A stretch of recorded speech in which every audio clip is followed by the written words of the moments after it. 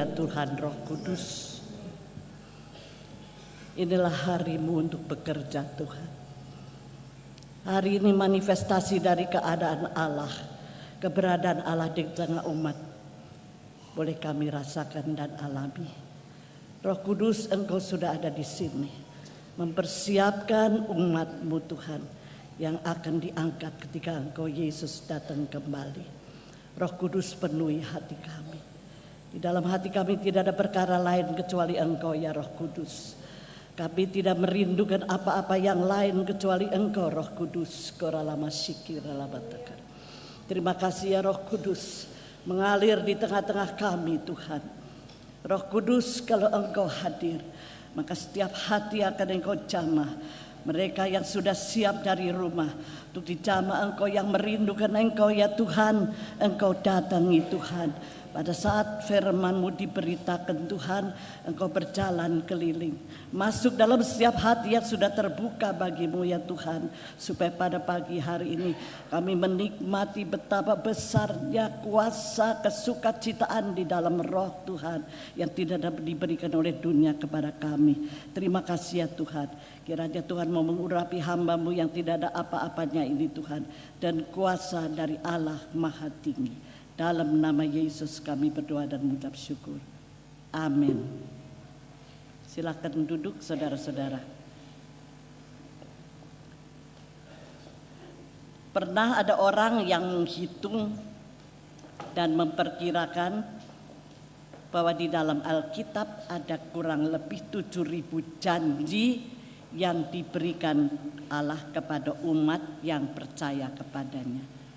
7.000 janji. Tetapi di antara 7.000 janji itu ada satu janji yang khusus. Yang khusus.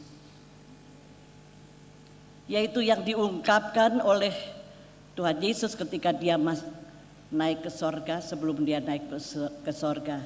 Dan dia berkata, tunggu di Yerusalem sampai kamu menerima kuasa dari atas. Perjanjian Bapa dicurahkan kepadamu. Dan apa itu perjanjian Bapa? Perjanjian Bapa itu ditulis kira-kira 500 tahun sebelum kelahiran Yesus. Di dalam Yuel 2 ayat 28 dan 29. Kita baca bersama.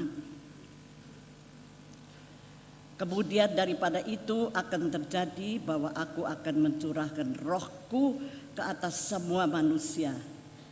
Maka anak-anakmu laki-laki dan perempuan akan bernubuat. Orang-orangmu yang tua akan mendapat mimpi. Teruna-terunamu akan mendapat penglihatan-penglihatan. Juga ke atas hamba-hambamu laki-laki dan perempuan akan kucurahkan rohku pada hari-hari itu. Aku akan mengadakan mujizat-mujizat di langit dan di bumi, darah dan api dan kumpalan-kumpalan asap. Kita baca terus. Matahari akan berubah menjadi gelap gulita dan bulan menjadi darah sebelum datangnya hari Tuhan yang hebat dan dahsyat ini. Bagian yang kita baca ini mengandung beberapa hal. Kalau kita mulai dari akhirnya, tentang hari akhir, hari dahsyat, hari Tuhan, maka kita sudah dekat pada hari-hari itu. Near to the end, kita sudah dekat. Inilah yang merupakan seruan dari anak Billy Graham, putri Billy Graham dalam surat edarannya. Mungkin ada yang sudah terima, yang minta Amerika berdoa. Dia belum melihat keluar, tetapi dia baru melihat Amerika yang akan hancur dan pada satu ketika akan berada di dalam satu chaos, satu despair, satu keputusasaan, satu kemarahan, kekacauan yang luar biasa. Kapan itu? Saat gereja Tuhan diangkat.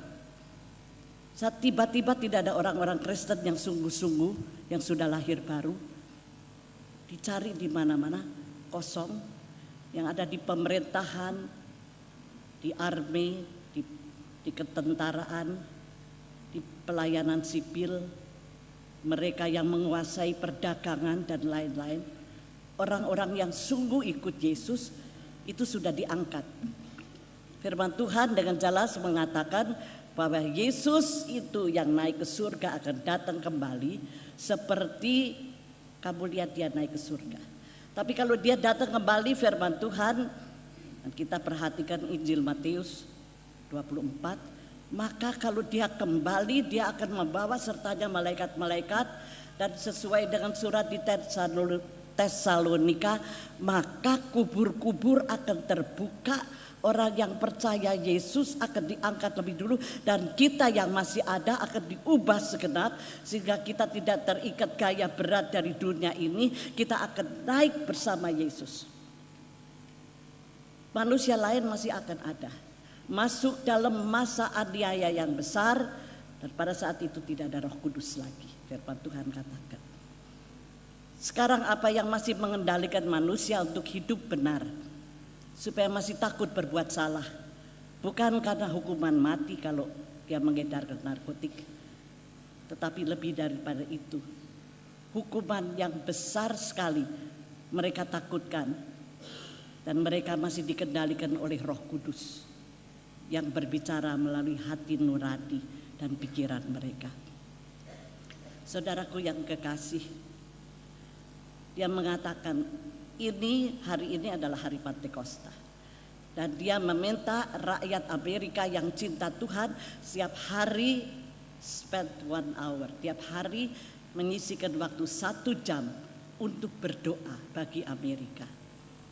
Karena itu saya suruhkan pada saudara semua, hari Pentakosta bukan sekedar hari kelahiran gereja, peringatan seperti hari proklamasi, tetapi nggak ada apa-apanya. Hari Pentakosta itu tidak hanya berlaku setahun sekali pada hari ke-50 setelah Yesus bangkit, tetapi hari Pentakosta adalah pencurahan bukti manifestasi Roh Kudus yang dicurahkan oleh Tuhan Allah untuk gerejanya, untuk saudara dan saya. Untuk itu saudara ada di tempat ini, saudara dipanggil oleh Tuhan, dan untuk saudara adalah janji itu. Apalagi kita hidup di akhir zaman, Roh Kudus dicurahkan kepada Anda, kepada anak-anak Anda, kepada semua yang melayani Anda, hamba-hamba dan semua orang yang bersama dengan kita. Saudaraku, karena itu Tuhan sangat menekankan, kau tunggu di Yerusalem, menantikan janji Bapa, karena tidak lama lagi kamu akan dibaptis dengan Roh Kudus. Kamu akan mendapat kuasa kalau Roh Kudus turun ke atas kamu. Tuhan Yesus sering berbicara tentang Roh Kudus ini. Roh Kudus ini yang diperlukan untuk kita nanti terbang ketemu Yesus di udara. Dia yang memberikan kepada kita sayap. Masih ingat lagu sekolah minggu di gereja-gereja Pentakosta? Saya dulu seluruh keluarga kami selalu ada di sana dan menyanyi satu lagu, ku terbang ke surga dengan kuasa Roh Kudus, ku terbang. Saya kira itu sekedar untuk membuat manis lagunya, tapi setelah saya pelajari firman Tuhan, kuasa Roh Kudus yang membuat kita bisa terbang lepas dari gaya berat bumi ini. Kenapa? Nanti kita dengar. Yesus sangat sering berbicara tentang Roh Kudus ini, bahwa Yesus bahkan dipenuhi dengan Roh Kudus. Pada peristiwa Tuhan Yesus dibaptis di Sungai Yordan, maka Yohanes melihat Roh Kudus turun dalam bentuk burung merpati dan masuk dalam diri Tuhan Yesus. Pada waktu dibaptis, adakah sesuatu yang terjadi dalam hidup kita ketika kita dibaptis? Atau take it easy, kalau tidak dipercik masuk di dalam air sudah itu saja, kembali kepada kehidupan penuh dengan dosa. Pada saat Roh Kudus masuk dalam diri Yesus, kedengaran dari langit, inilah anakku yang kukasihi, kepadanya aku berkenan.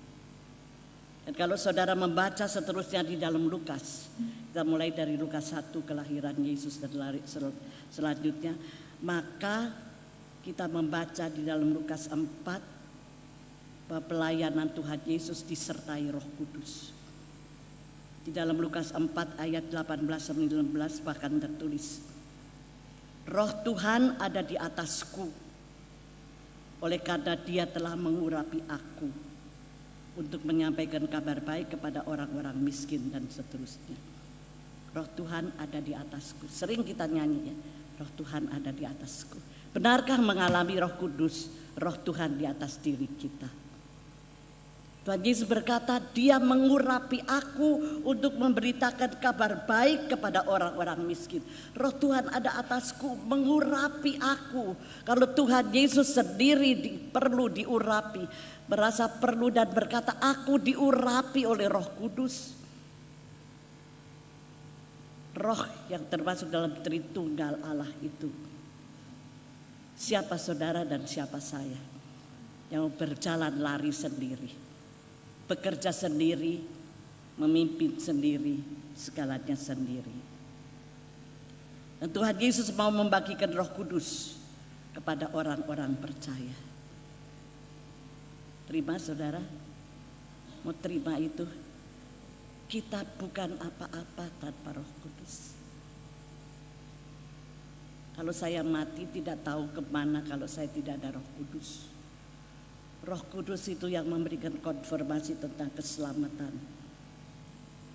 Firman Tuhan di dalam Yohanes 7 ayat 37-39 kita bisa melihat peranan dalam Roh Kudus, dari Roh Kudus dalam hidup kita. Dan pada hari terakhir yaitu puncak perayaan itu, Yesus berdiri dan berseru, barang siapa haus biarlah ia datang kepadaku dan minum. Barang siapa percaya seperti yang dikatakan oleh kitab suci, dari dalam hatinya akan mengalir aliran-aliran air hidup. Yang dimaksudkannya ialah roh yang akan diterima oleh mereka yang percaya kepadanya. Siapa Roh Kudus itu saudara? Oknum Tritunggal yang sangat penting. Sejak kapan dia ada? Sudah ada sebelum penciptaan dan langit dan bumi kita. 1 juta tahun, 1 miliar tahun. Jangan tanya saya pun tidak tahu. Tapi dari kekal sampai kekal, sebelum dunia dijadikan bahkan dia sudah ada. Melayang-layang di atas permukaan air ketika bumi belum berbentuk dan kosong. Dan gelap gelita menutup samudera. Allah Roh Kudus turut serta dalam penciptaan.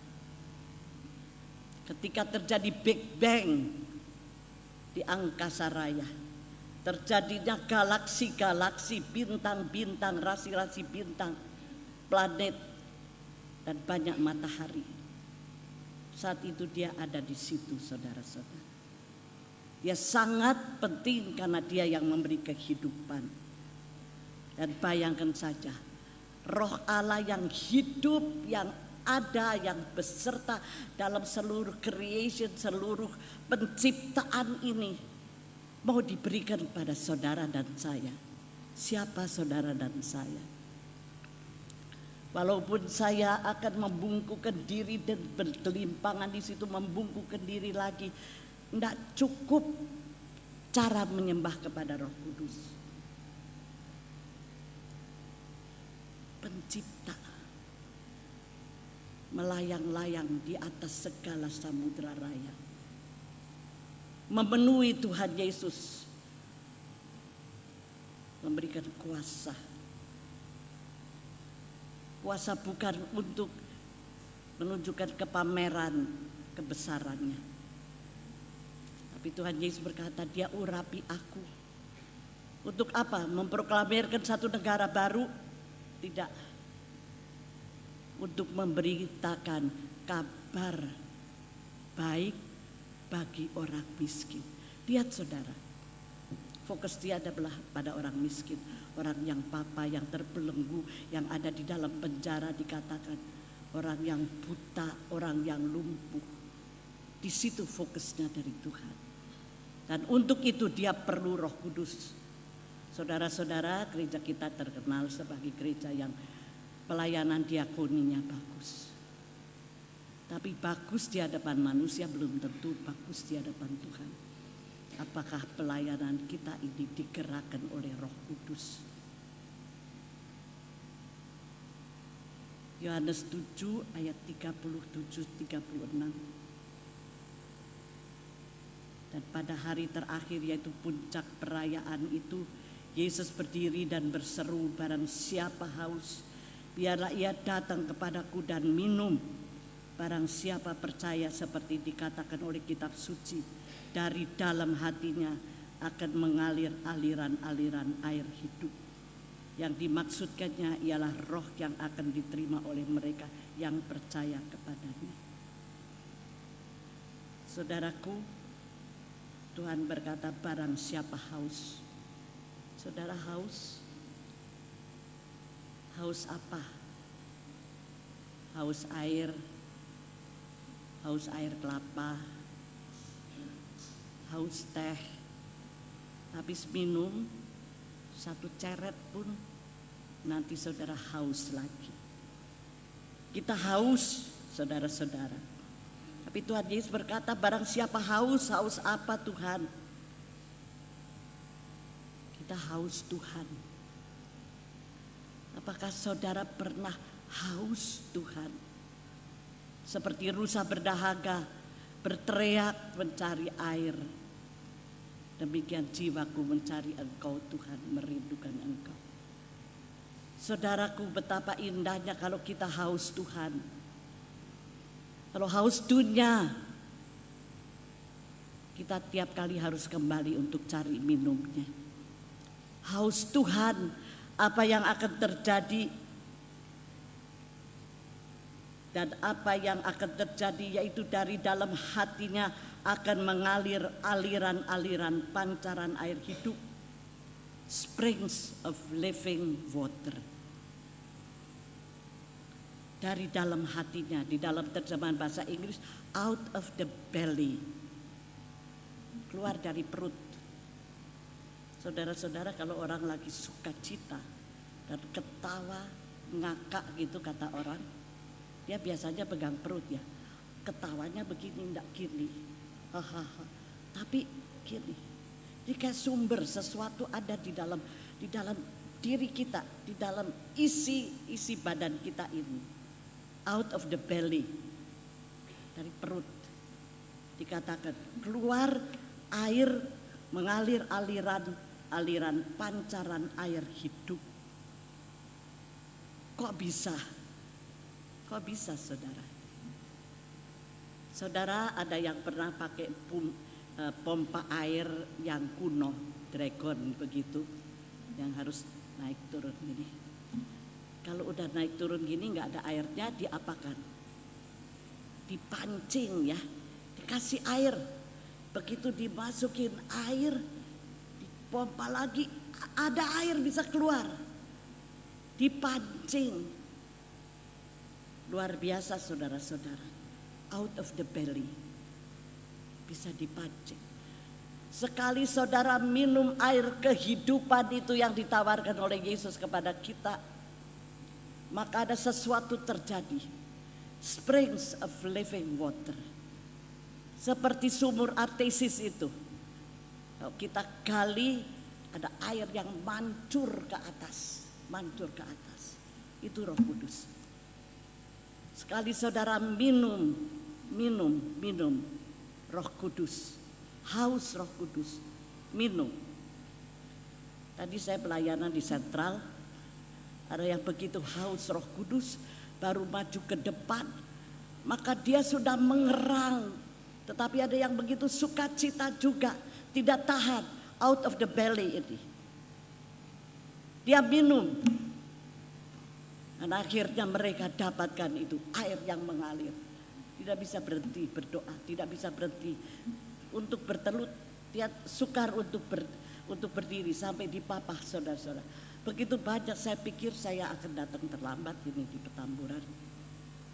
Kata satu rombongan turun, satu rombongan balik, rombongan lain ke depan. Semua haus, haus Roh Kudus. Saya pun haus akan Roh Kudus, karena hanya Dia bisa memuaskan saya. Saudaraku, haus yang paling tinggi nilainya adalah haus akan Roh Kudus. Kalau saudara haus uang, haus kedudukan, apa saja bisa hilang. Tapi Roh Kudus, kalau kita haus Dia dan Dia tinggal bersama kita, maka ada sesuatu yang dahsyat mengikuti hidup kita. Usia tidak menjadi masalah, kedudukan tidak jadi masalah. Dia ada bersama dengan kita, memampukan kita menjadi saksi Kristus. Pada hari Pentakosta, murid-murid di Yerusalem minum air kehidupan. Dan kemudian mereka alami sumber mata air kehidupan memancar keluar dari mereka. Kisah Rasul 2 menceritakan pada hari itu mereka kumpul dan mereka berdoa. Sudah 10 hari berdoa, itu hari yang ke-10. Tunggu sampai kamu terima kuasa, sampai kapan Tuhan? Pada hari itu maka ada lawatan Allah yang dahsyat. Nanti saudara baca Kisah Rasul 2, angin besar seperti puting beliung masuk di dalam ruangan itu. Angin, saudara, bukan benda, angin masuk di situ, dan kemudian mereka melihat seperti ada bola api, dan bola api itu pecah, dan setiap orang di dalam ruangan itu di atasnya ada lidah api. Di atasnya ada lidah api. Seluruh jemaat yang berkumpul itu 120 orang, mereka dapat api itu. Hari itu Roh Kudus diturunkan. Hari itu out of the belly, keluar dari situ sukacita yang besar. Dan kemudian mereka memuliakan Tuhan. Kita tidak bisa menyanyi memuliakan Tuhan dengan sungguh-sungguh yang dikatakan dengan urapan, tanpa urapan itu. Banyak orang mau maju seperti itu, memang suaranya bagus, teknik bagus, semuanya bagus, dan mempesona dari segi skill. Tetapi kalau Roh Kudus ada, maka nyanyian itu keluar dari hati penuh sukacita. Saudara-saudara, ada beberapa macam sukacita. Sukacita yang diberikan oleh dunia adalah happiness, kebahagiaan. Dan kebahagiaan itu, saudara-saudara, tergantung dari situasi. Kalau ada uang, bahagia. Kalau mbului, gak ada apa-apa, gak jadi senang. Kalau sehat, senang. Kalau sedikit sakit kepala, enggak senang. Tetapi kasih atau sukacita yang dari Tuhan itu ditulis di dalam Nehemia. The joy of the Lord is my strength. Sukacita yang dari Tuhan itu, kebahagiaannya itu bukan kebahagiaan biasa, itu kebahagiaan yang disebut joy. Karena itu buat yang nanti masih akan mengharapkan anak, kalau sudah kelihatan bakalnya anak perempuan, boleh siapkan nama Joy. The joy of the Lord is my strength. Dan joy itu tiba-tiba masuk di dalam hati dan pikiran dan seluruh pribadi 120 murid yang di Yerusalem, di loteng Yerusalem. Dan ada sukacita yang besar, dan kalau ada sukacita maka orang kalau tidak nyanyi dia memuji, ya.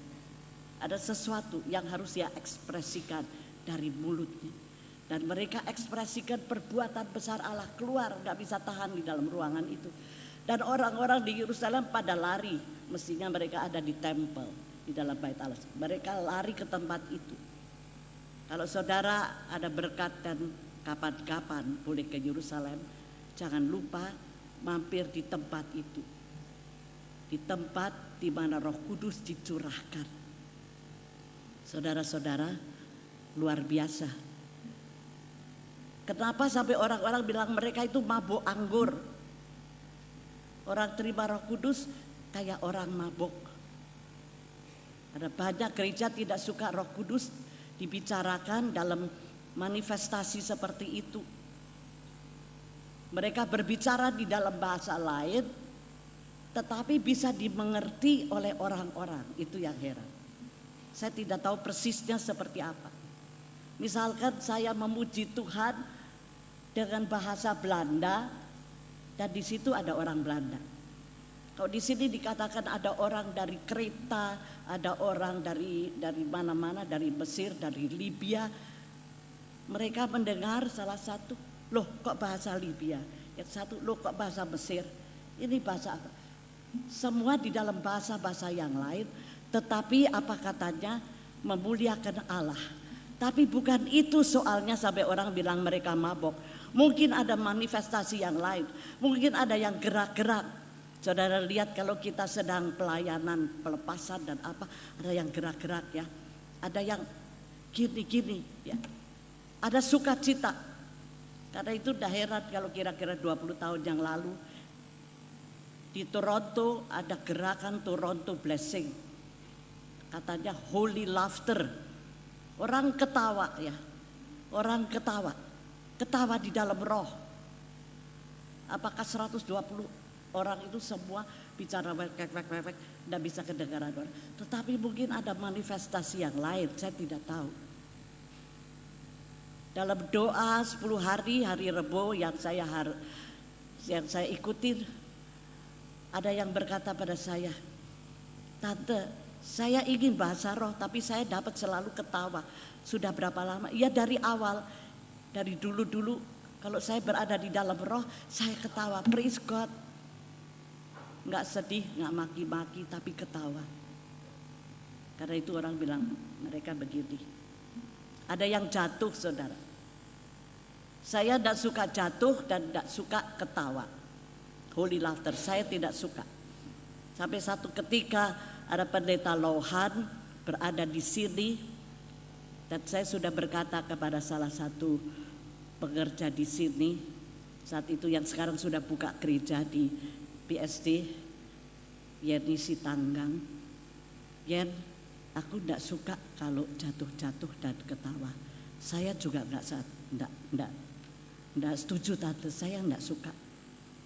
Dan ketika itu pendeta Lohan dengan Alkitabnya, terimalah oleh Roh Kudus. Saya jatuh, saudara. Lagi sekali terima Roh Kudus, Pak Mesah jatuh. Yang nampani dia untuk orangnya besar, Pak Erik, dua-dua jatuh. Dan ketika sudah jatuh, maka saya mendengar diri saya sendiri ketawa. What's going on? Saya kenapa nih ya? Saya ketawa sukacita. Anak saya Ibu Ike, dia jatuh di bawah keyboard. Dan di situ dia mulai ketawa. Ketawa di dalam roh. Lebih baik ketawa dalam roh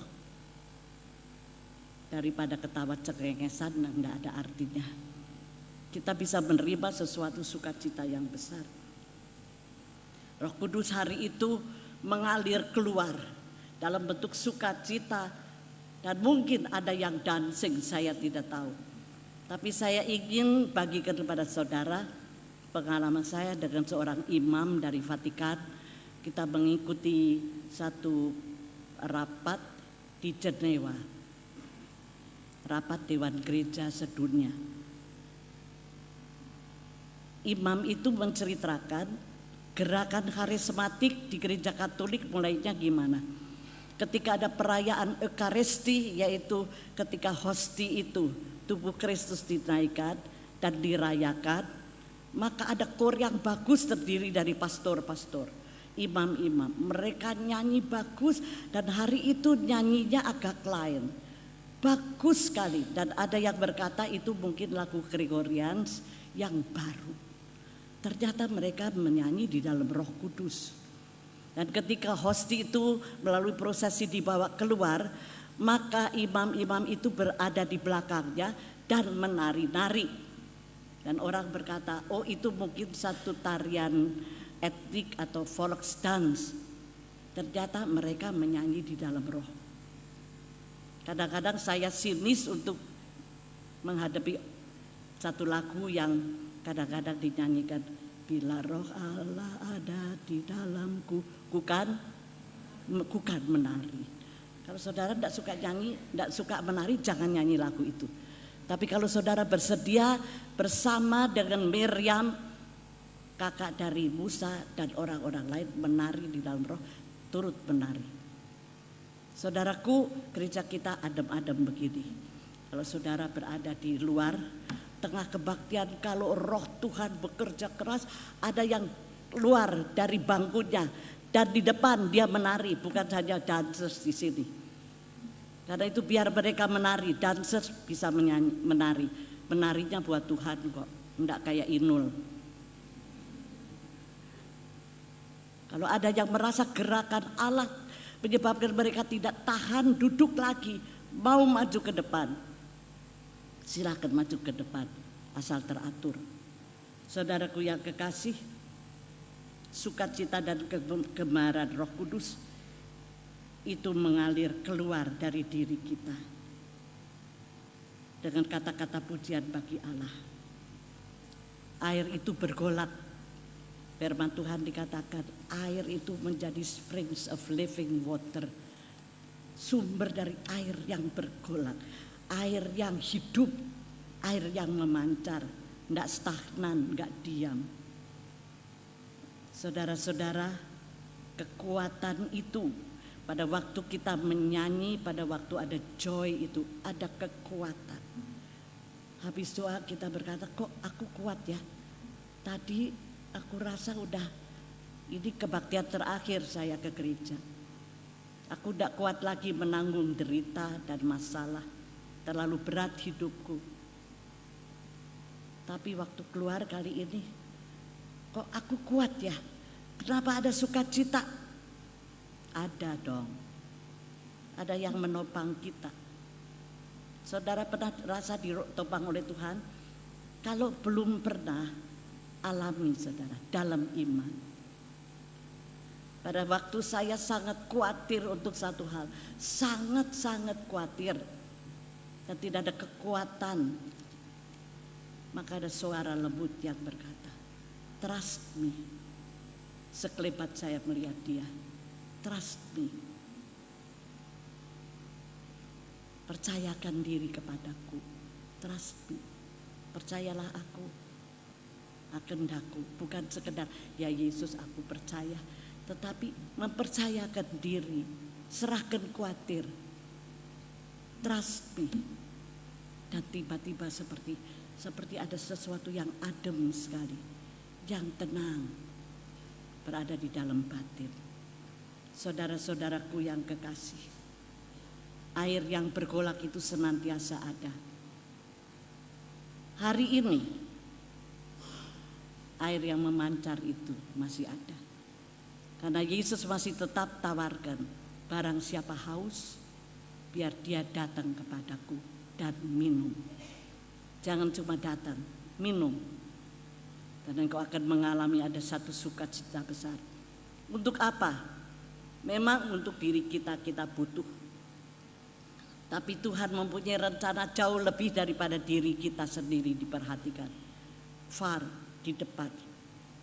Semua saudara yang ada di sini, Tuhan Yesus mempunyai rencana dalam hidupmu, apakah engkau percaya atau enggak. Kalau saudara melihat ke depan, ada sesuatu yang indah yang harus saudara raih, dan untuk itulah saudara diciptakan. Tuhan tidak ciptakan engkau untuk neraka. Jangan pernah berkata, ya aku orang berdosa pasti aku masuk neraka. Anda telah bernubuat tentang dirimu sendiri. Dan harganya neraka seperti apa? Saudara yang membutuhkan filmnya atau videonya boleh nanti minta kepada Pak Pendeta Ulper. Dan saya juga dikirimi melalui email. Neraka itu nyata. Karena hebatnya kesengsaraan, kengerian neraka, maka Yesus Kristus harus datang. Dan jangan berkata, ya sembarangan, apa aja deh, Tuhan mau taruh saya di neraka ya boleh, di surga boleh. Tidak menghargai saudara, tidak menghargai. Karena itu mari kita datang kepada Tuhan. dan berkata, oh Tuhan, Engkau ciptakan aku untuk satu tujuan. Cacing aja diciptakan untuk satu tujuan, mengemburkan tanah. Dan saudara tidak diciptakan hanya untuk memenuhi kota Jakarta dengan sampah, dengan diri kita. Tuhan mempunyai rencana. Dan untuk membuat saudara nanti ada kekuatan, Dia mau memberikan sesuatu empowering.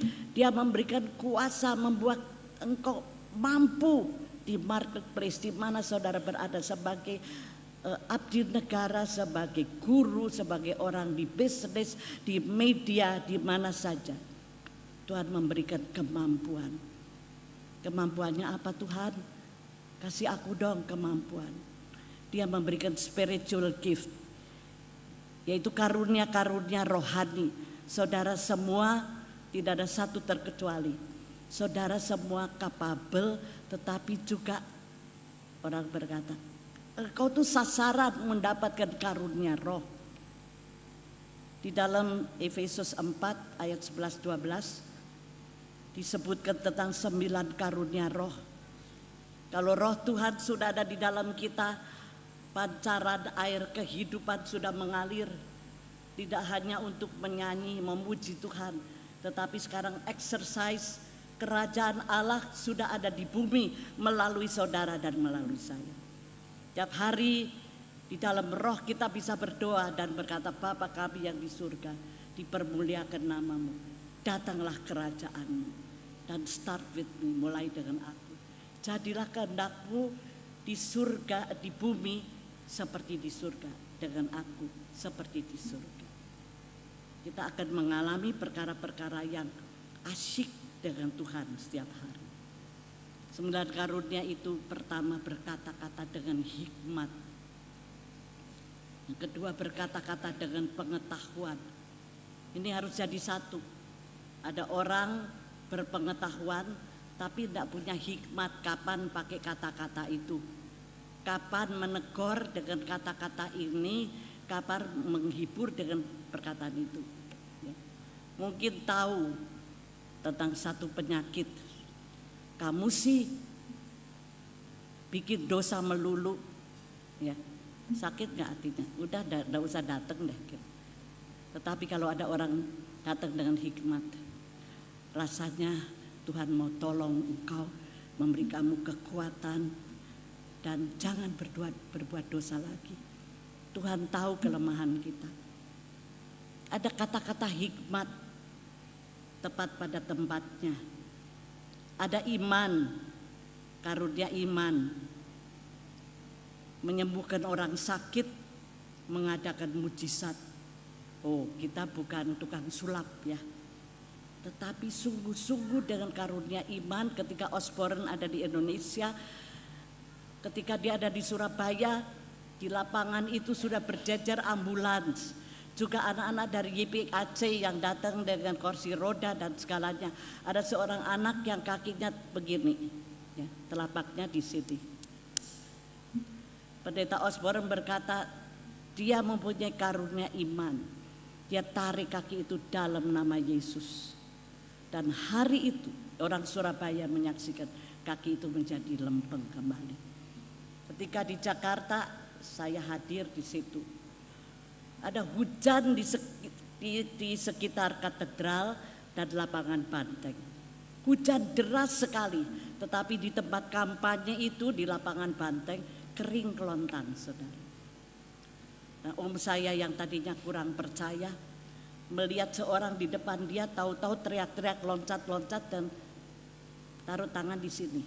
Untuk menunjukkan dia tiba-tiba bisa dengar. Biasanya kalau orang bisu tuli ya, tuli bisu. Orang ini belum bisa bicara, tetapi dia bilang, dia mau kasih tahu dia tiba-tiba telinganya bisa mendengar. Kuasa Allah ada di situ. Pendeta Osborne mempunyai karunia iman, menyembuhkan orang sakit dan mengadakan mujizat. Saya dengar bahwa satu ketika ada satu rombongan orang. Kalau dulu hamba Tuhan tidak ditaruh di hotel, kalau sekarang ditaruh di hotel kalau datang. Dia dikasih, dipinjamin satu rumah oleh satu keluarga anak Tuhan.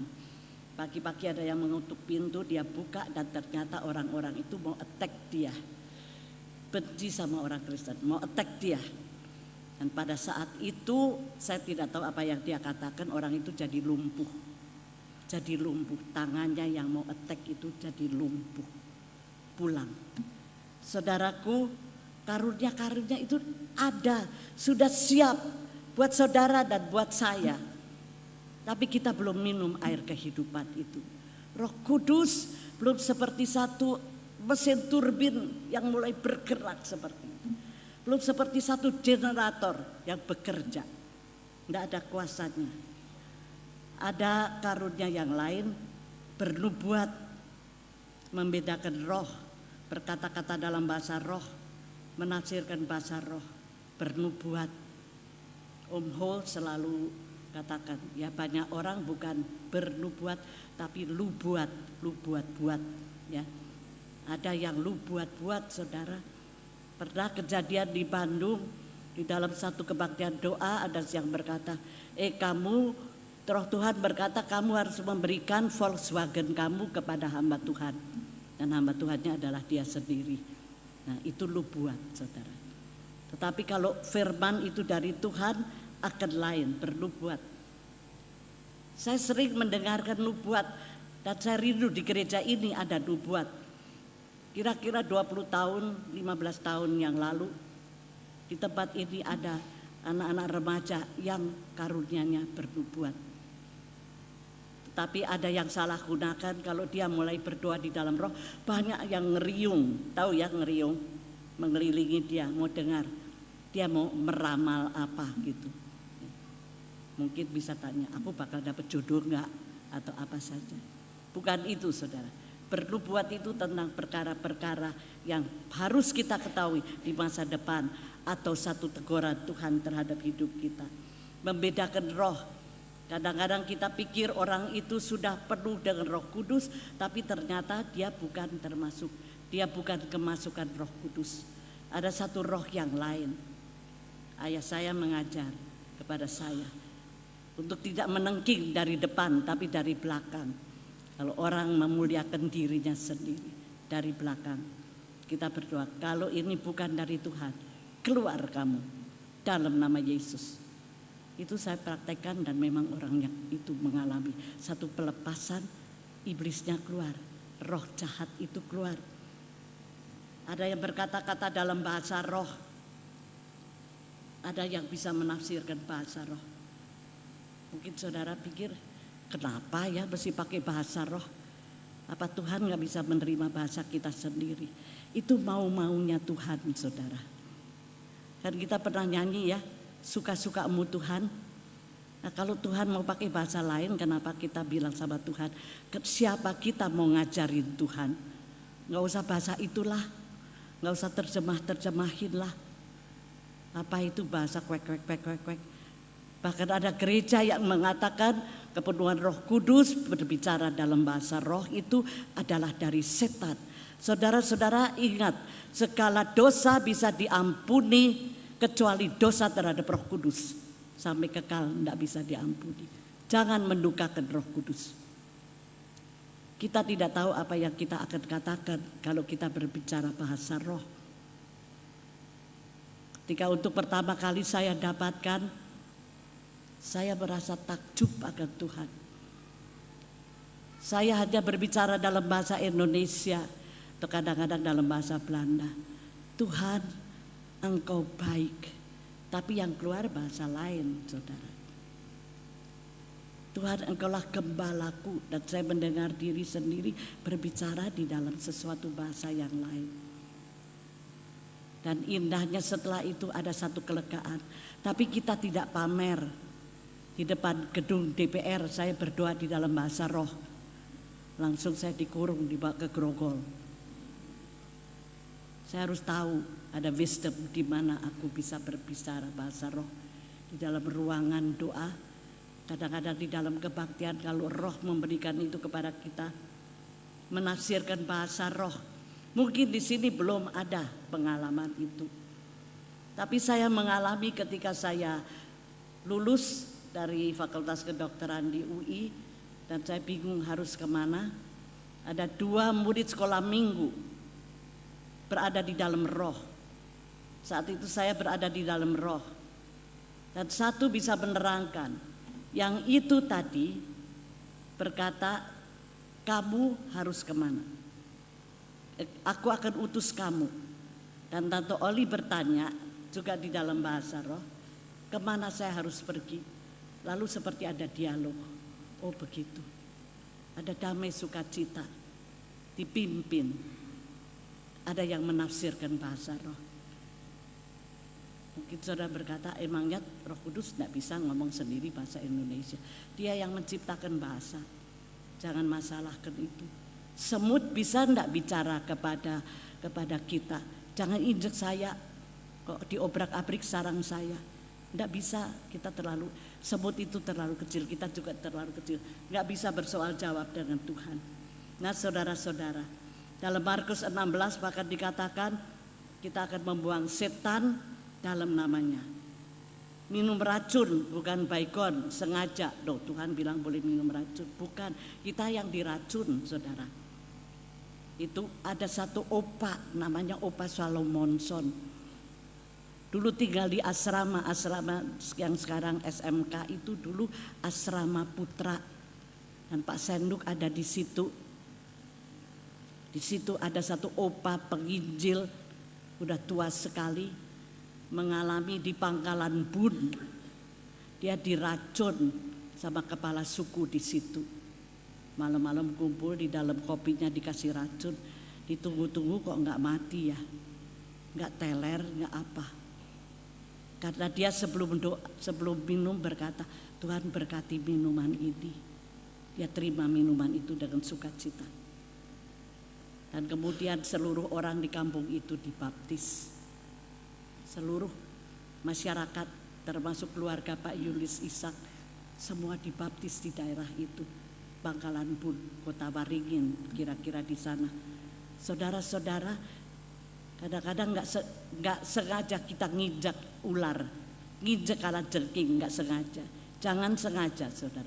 Tapi kalau tidak sengaja, Tuhan akan menolong kita. Tetapi saudara, di samping karunia yang Tuhan berikan, saudara jangan ngantuk dulu ya, dengarkan sampai saya selesai. Ada lagi yang bukan karunia roh, tetapi buah roh. Nah ini lain lagi. Buah itu sesuatu yang hidup ya, sesuatu yang hidup. Buah itu dari kecil sampai jadi matang. Dan kemudian kalau sudah matang, dia melahirkan pohon baru lagi. Bijinya tertanam melahirkan satu generasi baru lagi. Buah roh itu tidak sekedar, tidak tiba-tiba matang. Yang kecil kita harus ada di sini yang punya pohon mangga. Beberapa minggu yang lalu berkata kepada saya, Sus Oli, itu pohonnya sudah ada buahnya. Tiap kali saya dikasih tahu sudah lebih besar, tapi masih kecut. Minggu lalu saya dapat lagi, sudah lebih besar lagi. Nah saudara-saudara, buah itu bisa berkembang. Dan buah roh itu dikatakan di dalam Galatia 5 terdiri dari kasih, bisa sayang orang, sukacita, damai sejahtera, kesabaran, kemurahan, kebaikan, kesetiaan, kelemah lembutan, penguasaan diri. Bagus enggak saudara? Semua bagus. Gampang enggak? Enggak. Saya sendiri juga merasakan enggak gampang. Saya kurang sabar. Kalau ada sesuatu yang enggak beres, saya kurang sabar. Yesus kurang sabarnya itu lain. Memang Yesus waktu gereja di tempel itu, di Ka'bah itu penuh dengan kotoran binatang yang mau dikorbankan. Itu Tuhan marah. Tapi kadang-kadang saya lebih marah dari Tuhan Yesus. Jadi tidak boleh. Ya. Penguasaan diri. Kita sering tidak bisa begitu, tapi Tuhan mau tolong. Karena itu saya belum sampai diputuskan, sekarang pulang anakku, yang ini harus beres dulu, kata Tuhan. Walaupun saya udah 77 tahun. Nah saudara, untuk menghasilkan buah perlu proses dan pertumbuhan rohani. Kemarin saya dapat kesaksian dari seorang mantan pembina SPY. Dia berkata, Tante Oli, ketika saya jadi pembina, maka saya yang lebih banyak dibina oleh Tuhan daripada anak pembina saya. Dia diproses, dia melihat yang dia bina itu dilepaskan dari kuasa kegelapan, dari ikatan, dari apa-apa. Dia merasa dikuatkan dan disegarkan dan ikut-ikutan dilepaskan dari banyak hal. Karena itu kalau masih ada SPY yang akan datang, saudara yang belum ikut, ikutlah. Ya. Ada sesuatu kegembiraan akan masuk di dalam hatimu. Karunia roh tanpa buah roh bahaya. Buah roh itu bicara tentang karakter, saudara. Melayani Tuhan, kalau kita diberikan karunia roh tanpa karakter yang bagus, kita jadi sombong. Kita komersialisasikan karunia-karunia kita. Karena itu hendaklah kita penuh dengan roh, menghasilkan karakter buah roh, dan kemudian Tuhan bisa percayakan kepada kita karunia-karunia yang besar itu. Sudah hampir selesai, saudara. Saya ingin gambarkan pohon Natal. Pohon Natal itu kalau di dunia barat ada banyak gantungan hadiah-hadiah, gifts. Kalau ini pohon mangga yang keluar atau pohon anggur yang keluar buah. Ada beda, saudara. Gifts itu menyenangkan. Tuhan kalau berikan kepada kita karunia rohani itu menyenangkan. Tetapi ada untuk sementara saja. Ya, kalau gifts itu tidak bisa terus sampai kita tua kita pegang gift itu. Ya. Orang senang dapat hadiah, orang ingin dapat anugerah dan perlu. Tetapi pohon buah mengeluarkan buah melalui proses pertumbuhan sampai matang menghasilkan pohon baru. Karunia-karunia menurut 1 Korintus 13 akan berhenti. Di surga tidak perlu karunia rohani lagi toh, karunia roh. Ada yang sakit di surga? Karena itu tidak perlu karunia kesembuhan di sana. Kita nanti berbicara satu bahasa yang baru. Karena itu karunia lidah, karunia roh, karunia menerjemahkan sudah tak perlu lagi. Yang dibawa ke surga yang apa? Karunia atau buah? Buah, sukacita, kasih. Kalau saudara sudah sampai di surga mau bikin apa sama Yesus? Mungkin ibu-ibu kita di situ yang dapat mahkota yang bagus akan permisi. Nuwun sewu Gusti, mau apa? Ini mahkota saya kasih di kaki Yesus. Rela, aku cinta Engkau Tuhan. Kasih dibawa ke surga, saudara. Karunia-karunia hanya sementara, tetapi karakter itu dibawa ke surga. Pantekosta adalah awal dari zaman yang baru. Minum, ada sumber air yang memancar. Dan saat itu Tuhan memberikan satu baptisan kepada kita. Karunia roh diturunkan. Karena dengan karunia roh kita akan melanglang buana. Pergi sampai ke ujung bumi, ada dimensi jarak. Dan aku menyertai kamu sampai kesudahan alam, itu dimensi waktu. Tuhan bersama dengan kita senantiasa. Kalau Injil sudah didengar, maka Yesus akan datang kembali. Karena itu saudara-saudara, pada hari ini, hari Pantekosta. Jangan pulang cuma bilang hari ini hari Pantekosta tadi, Tante Oli khotbah tentang ini. Alami Pantekosta, saudara. Alami hari ini, Yesus hidup, amin. Alami hari ini sungai sukacita itu mengalir di dalam kita. Alami lagu-lagu yang tadi telah dipimpin, dinyanyikan oleh Ibu Yumima. Alami semuanya itu. Dan kita akan bersukacita dan gereja ini akan tergoncang.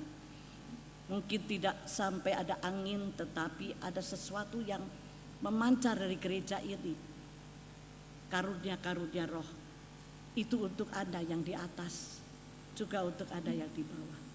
Untuk yang muda, untuk yang tidak sekolah teologi, untuk yang jualan bakmi, untuk yang jualan pecel, apa saja karunia itu diberikan kepada engkau dan saya. dunia kita akan berubah, akan ada dampak pada lingkungan, dan hati kita akan senantiasa dipenuhi dengan sukacita. Mari kita sekarang datang kepada Tuhan, para singers.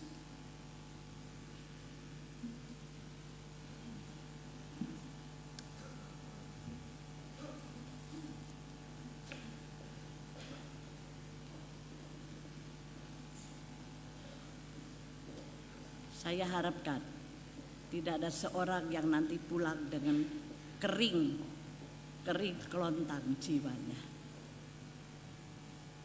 Tapi hari ini saudaraku, datang pada Yesus. Dia tawarkan air kehidupan.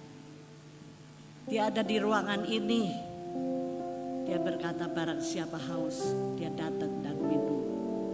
Penuhiku dengan hadirat-Mu. Nyanyikan ini keluar dari dasar hatimu. Jangan hiraukan kanan kirimu. Penuh